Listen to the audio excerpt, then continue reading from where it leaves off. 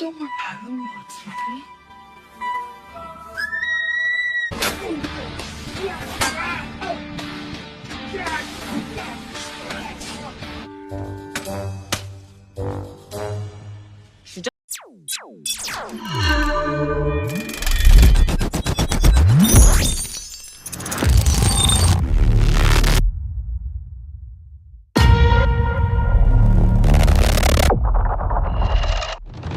Ketika mereka akan kembali ke kediaman Queen, terlihat sekumpulan orang sedang berdemo untuk menagih uang bagi kompensasi tanah mereka.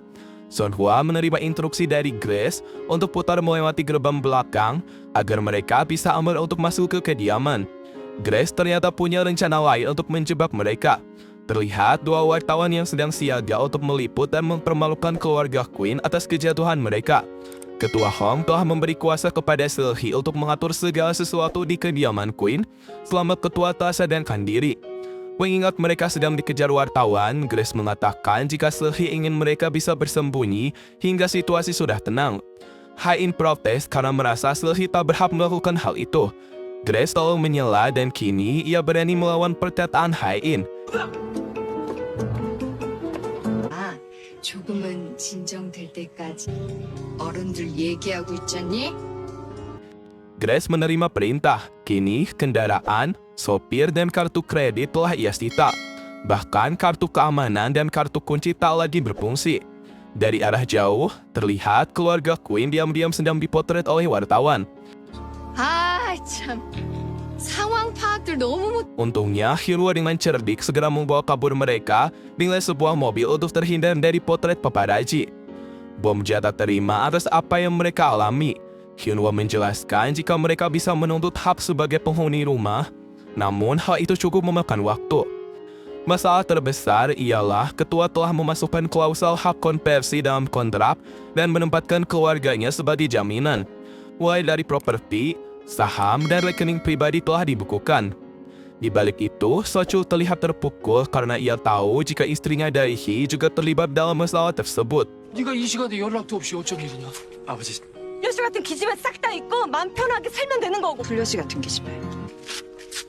안녕하세요. Duguan dan kedua kakak Hyunwoo menerima keluarga Queen dengan ramah. Di samping itu, Son Hwa menegaskan jika ia ingin kembali ke Seoul dan tak mau tinggal bersama mereka. Son Hwa tak sengaja menginjak kotoran sapi. Mau tak mau, ia harus membersihkan diri. 똥을 밟은 것 같은데? Ia juga terpaksa tinggal di rumah Hyunwoo karena tak ada tujuan lain. Dugwa sedang mempersiapkan makan malam untuk mereka. Ia berbicara kepada Hyuntae. Dugwan tak paham bagaimana bisa Hyunwoo membawa mantan istri dan keluarganya ke rumah ini. Hyuntae menduga jika Hyunwoo dan Hae-in akan kembali bersama. Hyunwoo memberikan pengertian kepada Hae-in jika ini adalah tempat ternyaman dan teraman bagi mereka saat ini. Bagaimanapun, situasi tak akan membuat mereka berubah hanya dalam satu malam.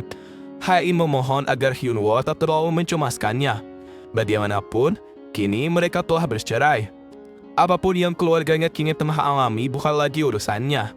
Hyunwoo menjawab jika ia akan berhenti mencemaskannya ketika Hae-in telah berhasil pulih. Ia berharap Hae-in bisa mengerti dan mau tinggal di rumahnya. 이혼한 사람들은 그런 거 하는 거 아니야. 내가 망하건 말건. Di sini lain, Misu sedang membersihkan sepatu Son Hwa yang telah terkena kotoran sapi. Son Hwa menyuruhnya agar membuang sepatu tersebut. Setelah dicek, Misun kaget karena sepatu itu sangat mahal. Saat makan malam, Bom Joon memuji masakan keluarga Hong karena dirasa sangat enak. Di samping itu, Sochul terlihat pucat dan tak berselera untuk makan. Ia meminta air putih. Karena tak terbiasa minum dari cerek, ia meminta air minum segel dari pegunungan Alpen. Mendengar Sochul meminta permintaan aneh, Hae-in kesal dan menggambar Sochul cukup keras. Semua keluarga Baek sangat terkejut atas sikap barbar Hae-in. Hyunwoo mencoba menjelaskan jika Hae-in tak pernah melakukan hal itu kepadanya.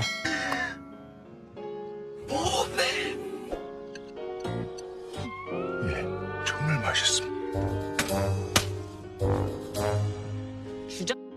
Misun dan Hyuntae meminta maaf kepada Hae-in. Mereka sempat keceplosan mengatai keluarga Queen saat mereka baru tiba. Hae-in tak mempermasalahkan hal itu. Saat ditanya kemungkinan Hae-in dan Hyunwoo akan rujuk, Hae-in menyangkal. Baginya, ini hanya keadaan darurat. Ia berharap mereka tak berspekulasi dan salah paham. 이웃지간에도 곤란할 때는 돕고 그러는데 Keluarga Quinn akan tinggal di pavilion yang tak jauh dari rumah utama. Sementara itu, Sochul terlihat tak terbiasa dengan peralatan dan fasilitas sederhana yang ada di rumah tersebut. Di sisi lain, Ensong terlihat sangat marah akibat Sehi telah berbuat seenaknya pada mengusir keluarga Quinn. Ensong khawatir jika mereka akan balas dendam dan mencari titik kelemahannya. Sehi mengerti jika Ensong hanya khawatir terhadap Hai-in. Ia berharap agar putranya bisa menikmati semua yang mereka miliki saat ini. Sehi telah menepati ucapannya di masa lalu, namun Ensong masih kecewa karena selama di luar negeri ia tak pernah peduli dengan keadaannya. Ensong tak bisa menahan diri, bagaimanapun ia akan berusaha untuk membawa Hai-in kembali. 지나온 놈의 흔적도 안 남아 후회도 아깝다고. 나는요 Bom Jun meminta agar Son Hwa tak perlu mengkhawatirkan keadaan putranya yang tak bisa menyesuaikan diri dengan rumah ini. Bagaimanapun, ia harus legowo menerima kondisinya, karena semua keluarganya sama-sama dalam situasi sulit. Bomja bercerita kepada Bomsu kakaknya jika ia merasa menyesal karena telah memperlakukan Sehi dengan buruk. Ia menduga situasi ini adalah akibat dari Sehi menyimpan dendam atas perlakuan buruknya di masa lalu. Ia juga merasa bersalah atas apa yang menimpa ayahnya.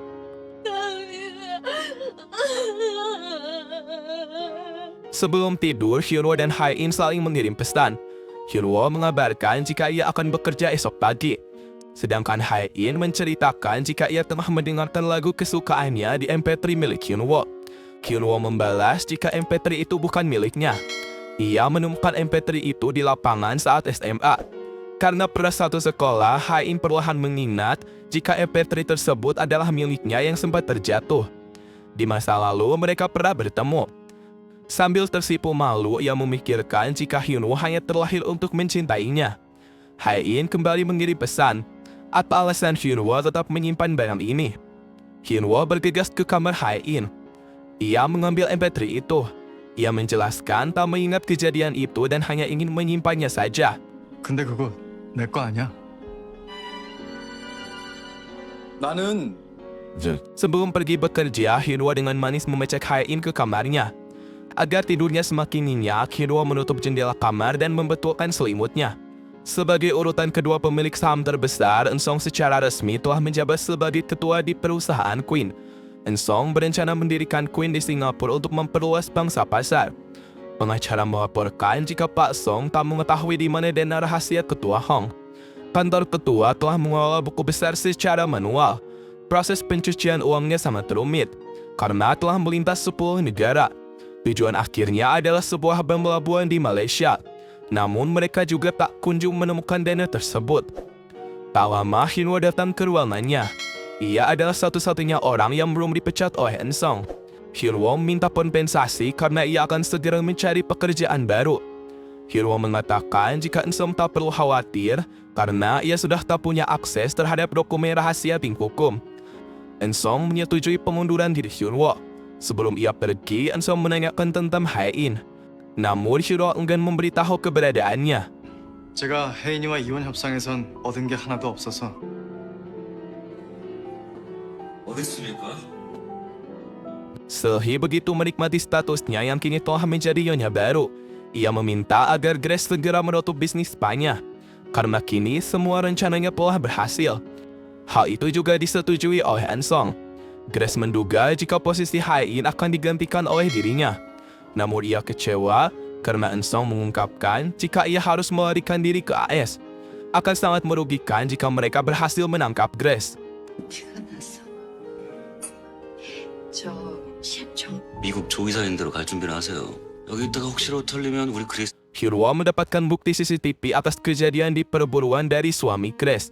Sementara Sochul terlihat sedang kembali membuka surat dari Daehi. Mengetahui fakta Gol-u bukan anaknya, Sochul hanya bisa menemui sejadinya. Saat keluarga Quinn melakukan kunjungan ke panti asuhan, Sochul memang telah mengenal Daehi semasa ia masih kanak-kanak. Kilas balik, saat itu untuk membuat rencananya semakin matang, Grace sebenarnya akan menjodohkan Hai-in dengan seorang pria untuk menjadi mata-mata. Namun rencananya gagal karena ia lebih memilih Hyunwoo. Akhirnya, Grace meminta Daehi untuk masuk ke keluarga Quinn. Supaya identitasnya tak terbongkar, Ensong dan komplotannya memberikan Daehi identitas palsu. Kembali ke masa kini, dalam hati Sochul sebenarnya ia masih begitu mencintai Daehi. Ia hanya tak habis pikir bagaimana bisa Daehi dengan tega meninggalkannya.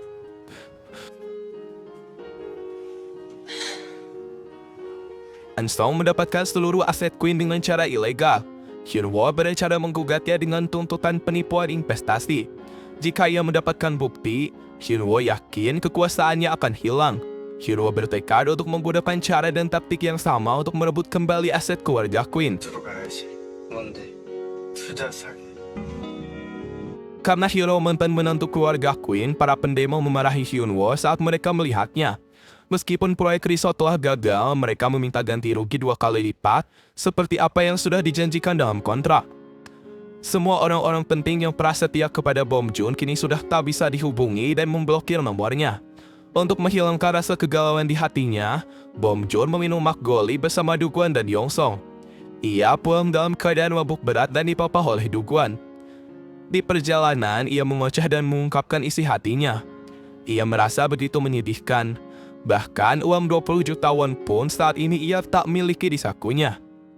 다 없어요. 사돈! 저 위로 당장 주머니에 돈이 없으니 많이도 말고 2천만. Hae-in sempat tak sadarkan diri karena penyakitnya kembali kambuh. Semua keluarga terlihat khawatir dan mengelilinginya. Melihat Son Hwa yang tampak tak peduli dengan keadaan Hae-in, Bom Joon meminta agar ia lebih peduli. Ia sempat ingin mengungkapkan penyakit Hae-in yang sebenarnya. Namun Bom Joon tak cukup berani. Hae-in menerima informasi dari sekretaris Nam mengenai kegiatan Hyunwoo selama di kantor. Saat di rumah, Hyunwoo menjelaskan rencananya kepada Hae-in jika ia akan menuntut Ensong dengan penipuan investasi. Sebelum ini, para korban pemilik tanah telah menandatangani kontrak ganda dan menerima sepertiga harga. Broker dari penjual tanah memang telah menghilang. Namun Hyunwoo tak akan membiarkan broker itu kabur karena ia telah membujuk pemilik tanah untuk menuntut. 회사하기잖아. 그걸 증명해야지. 업자는 중개업체. Hae-in mengatakan jika kondisi keluarganya kini telah hancur. Ia bertekad tak ingin berdiam diri dan akan mulai bangkit. Apalagi, suatu saat nanti keduanya akan segera berpisah untuk selamanya. Hyunwoo berjanji jika ia akan membantu Hae-in untuk mencapai hal itu. Ensong menemukan kartu akses rumah sakit yang ditinggalkan oleh Hae-in. Dari kartu akses itu, ia mengecek dan mendapatkan informasi terkait penyakit dan hidup Hae-in yang hanya tersisa 3 bulan. 주차하고 올라갈게.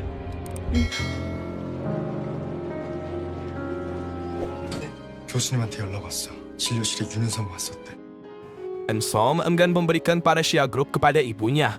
Ia menegaskan jika Hae-in masih akan tetap mengelola perusahaan itu. Karena rencananya tak sejalan dengan Seulhi, Ensong mengancam ibunya dengan cara menyembunyikan ketua Hong. Di samping itu, mobil Hyunwoo terlihat dicegat oleh Song-up, seorang broker yang telah melakukan penipuan. Tanpa ia duga, Song-up membawa beberapa preman. Perkelahian tak dapat dihindari. Hyunwoo mencoba melawan beberapa preman tersebut. Di scene lain, terlihat Ensong kini tengah menghampiri Hae-in yang sudah mengetahui keberadaannya di desa Yongduri.